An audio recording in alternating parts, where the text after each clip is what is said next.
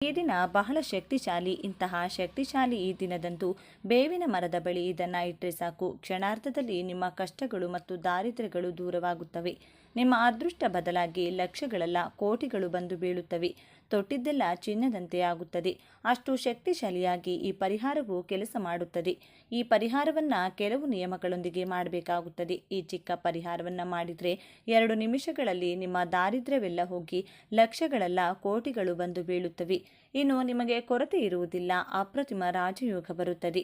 ಹಾಗಾದರೆ ಈ ದಿನ ಬೇವಿನ ಮರದ ಬುಡದಲ್ಲಿ ಏನು ಮಾಡಬೇಕು ಎಂಬುದನ್ನು ಈಗ ನಾವು ಈ ವಿಡಿಯೋದಲ್ಲಿ ವಿವರವಾಗಿ ತಿಳಿದುಕೊಳ್ಳೋಣ.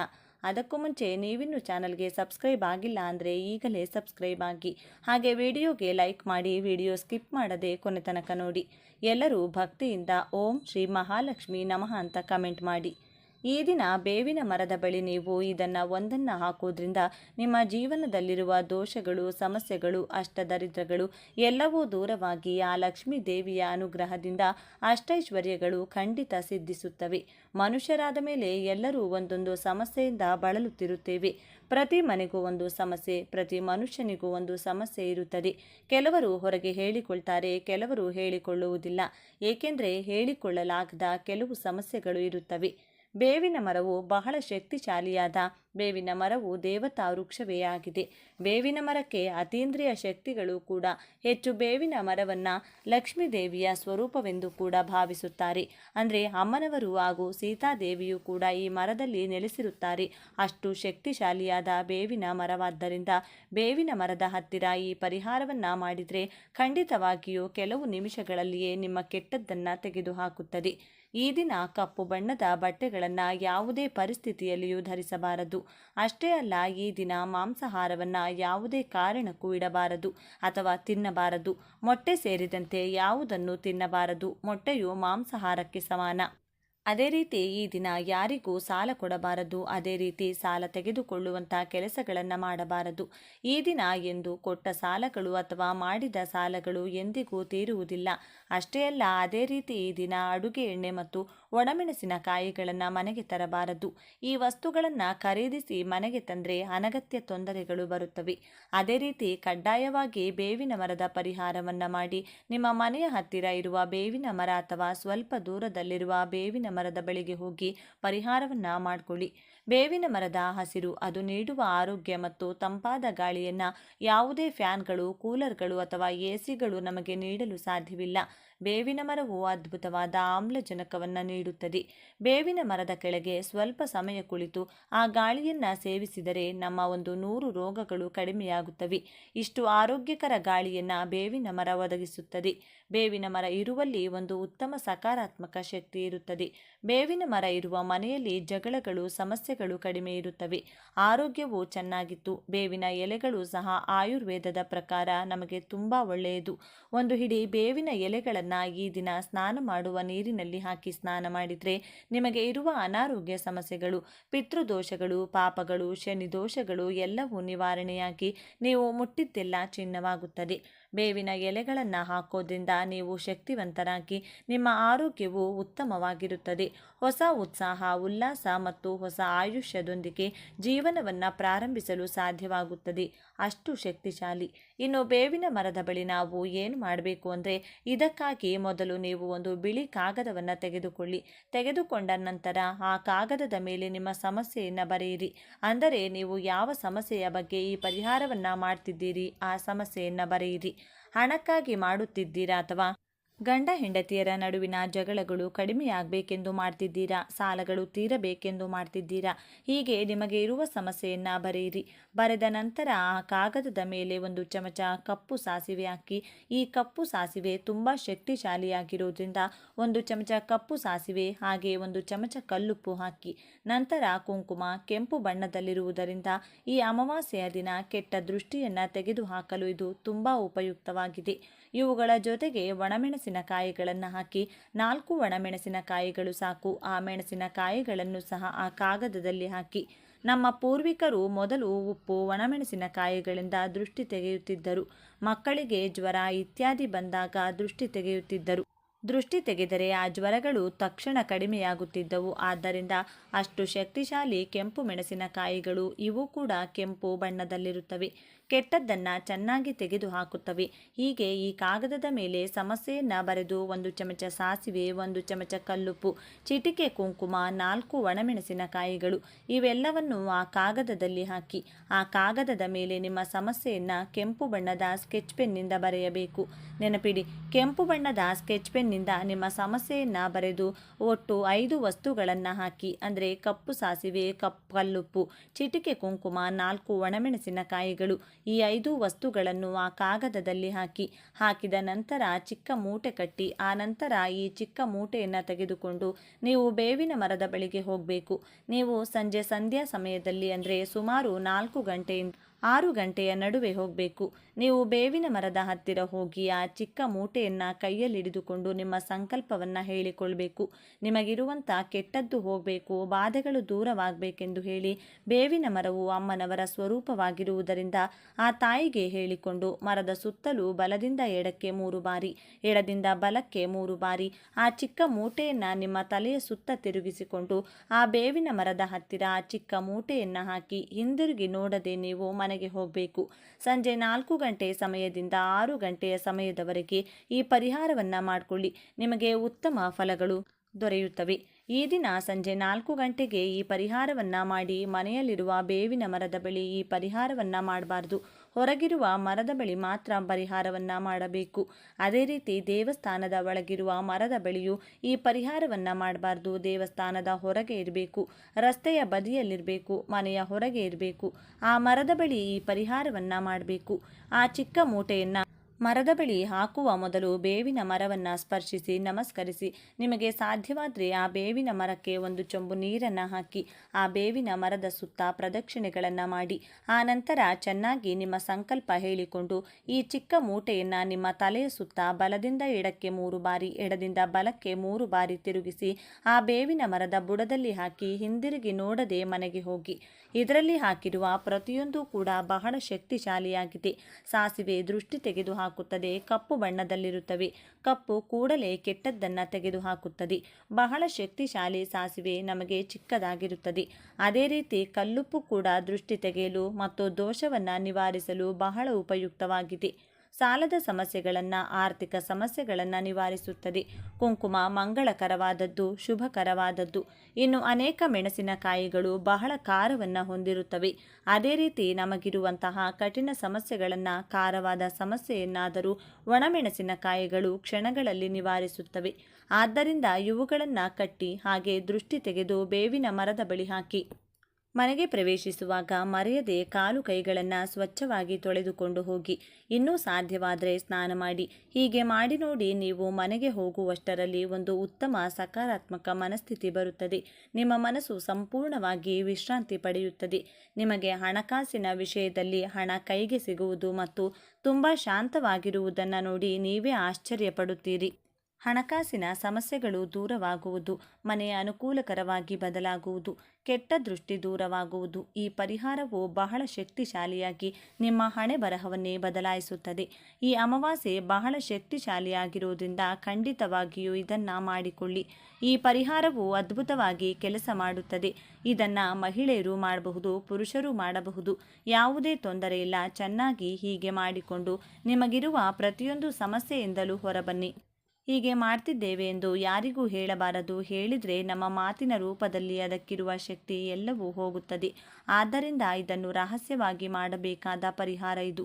ಆದ್ದರಿಂದ ನೀವು ಕೂಡ ಈ ಶಕ್ತಿಶಾಲಿ ಈ ದಿನದಂದು ಬೇವಿನ ಮರದ ಬಳಿ ನೀಡಿದ ಸುಲಭ ಪರಿಹಾರವನ್ನು ಮಾಡಿ ನಿಮ್ಮ ಕಷ್ಟಗಳನ್ನು, ದಾರಿದ್ರ್ಯವನ್ನು ನಿವಾರಿಸಿಕೊಂಡು ಆನಂದವಾಗಿ ಬದುಕಿ. ಓಕೆ ಸ್ನೇಹಿತರೆ, ಈ ಮಾಹಿತಿ ನಿಮಗೆ ಇಷ್ಟವಾದರೆ ಈ ವಿಡಿಯೋನ ಪ್ರತಿಯೊಬ್ಬರಿಗೂ ಕೂಡ ಶೇರ್ ಮಾಡಿ. ನಮ್ಮ ಚಾನಲ್ಗೆ ಸಬ್ಸ್ಕ್ರೈಬ್ ಆಗಿ. ಎಲ್ಲರೂ ಭಕ್ತಿಯಿಂದ ಓಂ ಶ್ರೀ ಶನೇಶ್ವರ ನಮಃ ಅಂತ ಕಮೆಂಟ್ ಮಾಡಿ. ಈ ದಿನ ಮೃತ್ತಿಕಾ ಸ್ನಾನವನ್ನು ಹೇಗೆ ಮಾಡಬೇಕು? ಈ ದಿನದ ವಿಶೇಷತೆ ಏನು? ವಿಷ್ಣು ದೇವರನ್ನು ಹೇಗೆ ಸ್ಮರಿಸಿದರೆ ಸಕಲ ವಿಜಯಗಳು ಪ್ರಾಪ್ತಿಯಾಗುತ್ತದೆ? ಸರ್ವ ಪಾಪಗಳು ಕಳೆದು ಪುಣ್ಯವನ್ನು ಹೊಂದಲು ನಾವು ಪಾಲಿಸಬೇಕಾದ ನಿಯಮಗಳು ಏನೆಂದು ಇವತ್ತಿನ ಈ ವಿಡಿಯೋದಲ್ಲಿ ಸಂಪೂರ್ಣವಾಗಿ ತಿಳಿಸಿಕೊಡ್ತೀವಿ. ಇನ್ನು ಈ ಶಕ್ತಿಯುತವಾದ ದಿನದಂದು ಕೇವಲ ಈ ಒಂದು ಮರವನ್ನು ಮುಟ್ಟಿದರೆ ಸಾಕು, 7 ತಲೆಮಾರುಗಳವರೆಗೂ ಕರಗದಷ್ಟು ಹಣ ಬರುತ್ತದೆ. ನಿಮ್ಮ ಜೀವನದಲ್ಲಿರುವ ಬಡತನ ಪೂರ್ತಿಯಾಗಿ ಹೊರಟು ಹೋಗುತ್ತದೆ. ಕಷ್ಟಗಳು, ಆರ್ಥಿಕ ಸಮಸ್ಯೆಗಳು ಎಲ್ಲವೂ ಹೋಗುತ್ತದೆ. 1 ವರ್ಷದವರೆಗೂ ಹಣಕ್ಕೆ ಯಾವ ಲೋಪವೂ ಇರುವುದಿಲ್ಲ. ಲಕ್ಷ್ಮೀದೇವಿಯ ಅನುಗ್ರಹ ಸಿಗುತ್ತದೆ ಎಂದು ನಮ್ಮ ಪೂರ್ವಿಕರು ಹೇಳಿದ್ದಾರೆ. ಹಾಗಾದರೆ ಯಾವ ಮರವನ್ನು ಮುಟ್ಟಬೇಕೆಂದು ಈ ವಿಡಿಯೋದಲ್ಲಿ ನಾವು ತಿಳಿದುಕೊಳ್ಳೋಣ. ಆದರೆ ಅದಕ್ಕೂ ಮುಂಚೆ ನೀವಿನ್ನೂ ನಮ್ಮ ಚಾನಲ್ನ ಸಬ್ಸ್ಕ್ರೈಬ್ ಮಾಡಿಕೊಂಡಿಲ್ಲ ಅಂದರೆ ಖಂಡಿತ ಈಗಲೇ ಸಬ್ಸ್ಕ್ರೈಬ್ ಮಾಡ್ಕೊಳ್ಳಿ. ಹಾಗೆ ಈ ವಿಡಿಯೋ ಇಷ್ಟ ಆದರೆ ಮರೆಯದೆ ಒಂದು ಲೈಕ್ ಕೊಡಿ. ಎಲ್ಲರೂ ಭಕ್ತಿಯಿಂದ ಓಂ ಶ್ರೀ ಮಹಾಲಕ್ಷ್ಮಿ ನಮಃ ಅಂತ ಕಮೆಂಟ್ ಮಾಡಿ. ಸ್ನೇಹಿತರೆ, ಈ ದಿನ ಲಕ್ಷ್ಮೀದೇವಿಯ ಆರಾಧನೆ ತುಂಬ ಶ್ರೇಷ್ಠವಾದ ಫಲವನ್ನು ಕೊಡುತ್ತದೆ. ಯಾವ ದಿನದಂದು 16 ಕಳೆಗಳಿಗಿಂತ ರಾತ್ರಿ ವೇಳೆಯಲ್ಲಿ ಚಂದ್ರ ಪ್ರಕಾಶಿಸುತ್ತಿರುತ್ತಾನೋ ಆ ದಿನದಂದು ಯಾರು ತಮ್ಮ ಮನೆಯಲ್ಲಿ ಲಕ್ಷ್ಮೀದೇವಿಯ ಆರಾಧನೆ ಮಾಡುತ್ತಾರೋ ಅವರಿಗೆ ಕಷ್ಟಗಳು ಸಮಸ್ಯೆಗಳು ಹೋಗುವಂತೆ ಲಕ್ಷ್ಮೀದೇವಿಯವರಿಗೆ ಆಶೀರ್ವಾದ ಮಾಡಿ ಅವರ ಮನೆಯೊಳಗೆ ಪ್ರವೇಶಿಸಿ ಅಷ್ಟೈಶ್ವರ್ಯಗಳ ಸುರಿಮಳೆ ಸುರಿಸುತ್ತಾಳೆ. ಹಾಗಾಗಿ ಚಂದ್ರ ಪೂರ್ತಿಯಾಗಿ ಹೊಳೆಯುತ್ತಿರುವಂಥ ಈ ದಿನದಂದು ಮಾತೆ ಲಕ್ಷ್ಮಿಯನ್ನು ಆರಾಧಿಸುವುದು ತುಂಬ ಒಳ್ಳೆಯದು. ಒಂದು ಸಲ ಶ್ರೀ ಮಹಾವಿಷ್ಣು ಮಹಾಲಕ್ಷ್ಮಿಯೊಂದಿಗೆ ಈ ರೀತಿ ಹೇಳಿದ್ದರು, ದೇವಿ, ಈಗ ಕಲಿಯುಗ ಶುರುವಾಗಿದೆ. ಪ್ರತಿ ಮನುಷ್ಯ ಧರ್ಮದ ಮೇಲೆ ಅವಲಂಬಿಸಿರುವುದಿಲ್ಲ, ಕೇವಲ ಹಣದ ಮೇಲೆ ಅವಲಂಬಿಸಿ ಮನುಷ್ಯ ಬದುಕುತ್ತಾನೆ. ಹಾಗಾಗಿ ದೇವಿ, ನೀನು ಸ್ವತಃ ಭೂಲೋಕಕ್ಕೆ ಹೋಗಿ ಪ್ರತಿ ವ್ಯಕ್ತಿಗೂ ಹಣ ಸಿಗುವಂತೆ ಮಾಡು ಎಂದು ಹೇಳಿದರು. ಅದಕ್ಕೆ ಲಕ್ಷ್ಮೀದೇವಿ, ಸ್ವಾಮಿ, ಮೊದಲೇ ಇದು ಕಲಿಯುಗ, ಪ್ರತಿ ಮನುಷ್ಯ ಕೆಟ್ಟ ಆಲೋಚನೆಯಿಂದ ಇರುತ್ತಾನೆ, ಅಂಥವರ ಹತ್ತಿರ ನನ್ನನ್ನು ಹೋಗು ಅನ್ನುತ್ತಿದ್ದೀಯಾ ಎಂದು. ಇದು ನ್ಯಾಯವಾ? ನಿಮ್ಮ ಪಾದ ಸೇವೆ ಬಿಟ್ಟು ಪ್ರತಿಯೊಬ್ಬರ ಹತ್ತಿರ ನನ್ನನ್ನು ಹೋಗು ಅನ್ನುತ್ತಿದ್ದೀರಿ. ಇದು ಎಷ್ಟರ ಮಟ್ಟಿಗೆ ಸರಿ? ನಾನು ಯಾವ ಪರಿಸ್ಥಿತಿಯಲ್ಲೂ ಹೋಗುವುದಿಲ್ಲ ಅಂದರು. ಲಕ್ಷ್ಮಿ ಆಗ ಮಹಾವಿಷ್ಣು, ದೇವಿ, ಎಲ್ಲರ ಹತ್ತಿರ ನೀನು ಇರುವ ಅಗತ್ಯವಿಲ್ಲ. ಯಾರ ಹತ್ತಿರ ಇರಬೇಕೆಂದು ನಾನು ಹೇಳುತ್ತೇನೆ ಅಂಥವರ ಹತ್ತಿರ ಮಾತ್ರ ನೀನು ಇರಬೇಕು. ಮೊದಲನೆಯದು ಧರ್ಮವನ್ನು ನಂಬುವವರು ಹಾಗೂ ಪಾಲಿಸುವವರು, ಅವರ ಮೇಲೆ ನಿನ್ನ ಕರುಣೆ ಸದಾ ಇರಬೇಕು. ಎರಡನೆಯದು ಎಲ್ಲ ಸಮಯದಲ್ಲೂ ಸತ್ಯ ನುಡಿಯುವವರು, ಸುಳ್ಳು ಮಾತನಾಡದೆ ಕೇವಲ ಸತ್ಯ ಮಾತ್ರ ಆಡುವ ವ್ಯಕ್ತಿಯ ಹತ್ತಿರ ನೀನಿರಬೇಕು. ಮೂರನೆಯದು ಯಾವಾಗಲೂ ಅವನ ಕುಟುಂಬಕ್ಕಾಗಿ ಮಾತ್ರವಲ್ಲದೆ ಸಕಲ ಜೀವರಾಶಿಗಾಗಿ ಪರಿತಪಿಸುವ ವ್ಯಕ್ತಿಯ ಹತ್ತಿರ ಸದಾ ಕಾಲ ನೀನಿರಬೇಕು. ನಾಲ್ಕನೆಯದು ದೈವ ಕಾರ್ಯಗಳನ್ನು ಮಾಡುವ ವ್ಯಕ್ತಿಯ ಹತ್ತಿರ ನೀನು ಇರಬೇಕು. ಈ 4 ಜನರ ಹತ್ತಿರ ಯಾವ ಸಂದೇಹವೂ ಇಲ್ಲದೆ ನೀನು ಇರಬಹುದು ಅಂದರು ಮಹಾವಿಷ್ಣು. ಆಗ ದೇವಿ, ಸ್ವಾಮಿ, ಮೊದಲು ನೀವು ಎಲ್ಲರ ಹತ್ತಿರವೂ ಹೋಗು ಎಂದು ಹೇಳಿದ್ದೀರಿ, ಅದಕ್ಕೆ ಅರ್ಥವೇನು ಎಂದು ಕೇಳಿದರು. ಆಗ ಮಹಾವಿಷ್ಣು, ದೇವಿ, ನೀನು ಎಲ್ಲರ ಹತ್ತಿರ ಹೋದರೂ ಕೂಡ ಕೆಲಕಾಲ ಮಾತ್ರವೇ ಅವರ ಹತ್ತಿರವಿದ್ದು ಕೊನೆಯಲ್ಲಿ ನಾನು ಹೇಳಿದಂಥ ಈ 4 ಜನರ ಹತ್ತಿರ ಬಂದು ಬಿಡಬೇಕು ಎಂದು ಹೇಳಿದರು. ಆಗ ಮಹಾಲಕ್ಷ್ಮಿ, ಸ್ವಾಮಿ, ಆ ರೀತಿ ಹೇಗೆ ಬಂದು ಬಿಡಲು ಸಾಧ್ಯ ಎಂದು ಕೇಳಿದರು. ಆಗ ಮಹಾವಿಷ್ಣು, ದೇವಿ, ನೀನು 3 ರೀತಿಯಲ್ಲಿ ಅವರಿಂದ ದೂರವಾಗುತ್ತೀಯ. ನಾನು 3ರನ್ನು ನಿನಗೆ ಸಹಾಯಕ್ಕಾಗಿ ಸೃಷ್ಟಿಸುತ್ತೇನೆ. ಮೊದಲನೆಯವನು ಅನಾರೋಗ್ಯ ತರುತ್ತಾನೆ, ಆಗ ಚಿಕಿತ್ಸೆಗಾಗಿ ನಿನ್ನನ್ನು ಅದೇ ವ್ಯಕ್ತಿ ಬೇರೆಯವರಿಗೆ ಕೊಡುತ್ತಾನೆ. ಇದರಿಂದ ನೀನು ಬೇರೆಯವರ ಹತ್ತಿರ ಸುಲಭವಾಗಿ ಹೋಗುತ್ತೀಯ. ಎರಡನೆಯವನು ಸುಳ್ಳು ಹೇಳುವಂತೆ ಮಾಡುತ್ತಾನೆ.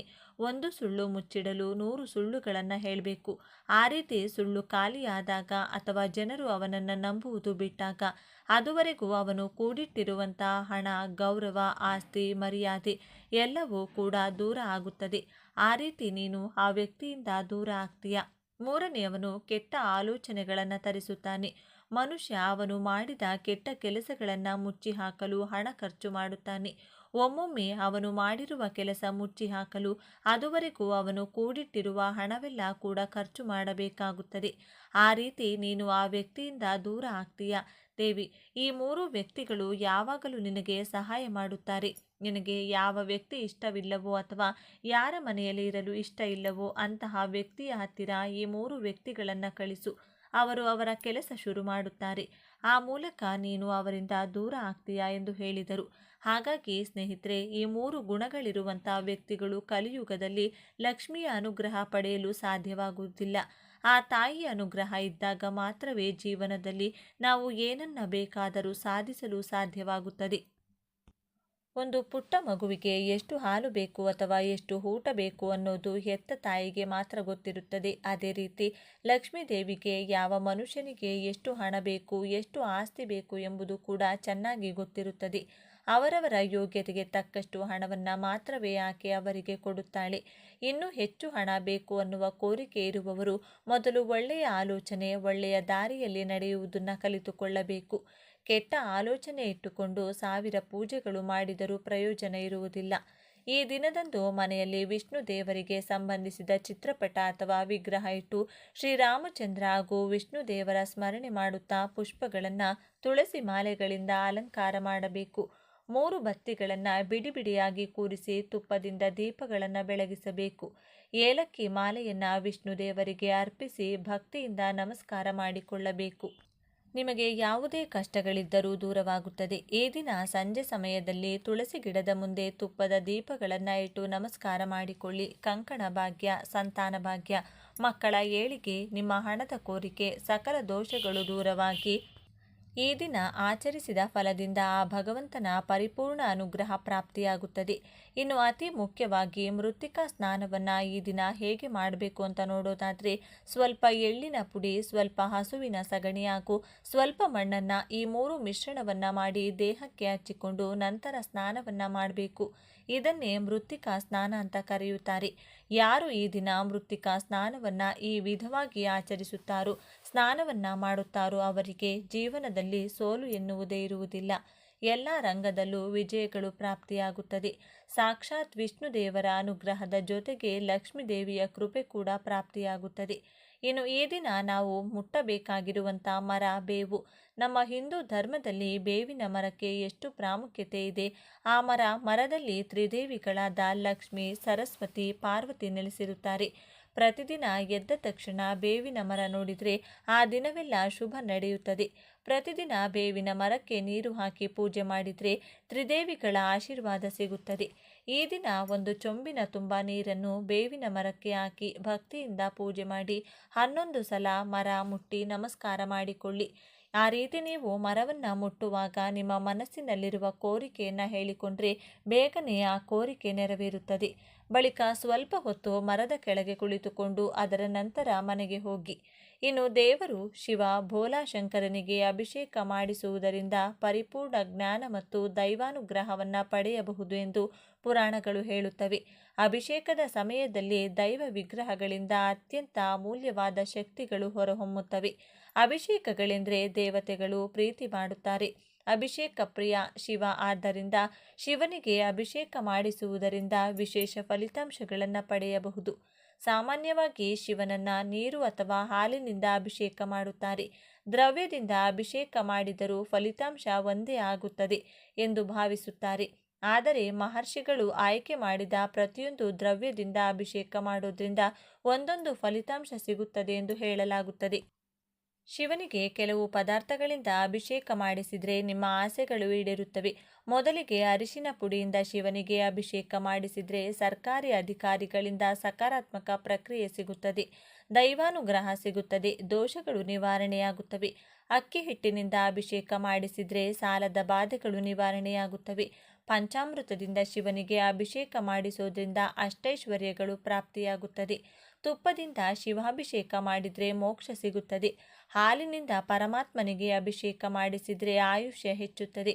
ಮೊಸರಿನಿಂದ ಶಿವಾಭಿಷೇಕ ಮಾಡುವುದರಿಂದ ಸಂತಾನ ಪ್ರಾಪ್ತಿಯಾಗುತ್ತದೆ. ಹಣ್ಣಿನ ರಸದಿಂದ ಶಿವಾಭಿಷೇಕ ಮಾಡಿದರೆ ಆರೋಗ್ಯ ಸಿಗುತ್ತದೆ.